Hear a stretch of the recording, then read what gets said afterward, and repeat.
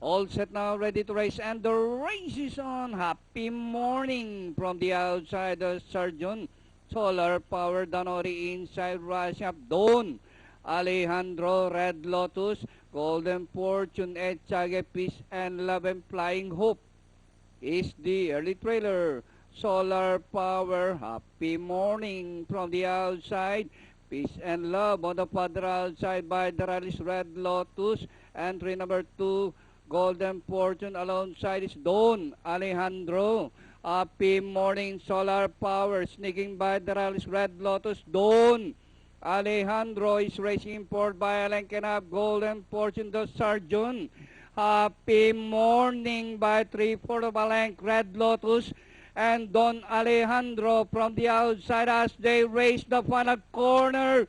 Happy Morning is still hanging to that half-length lead.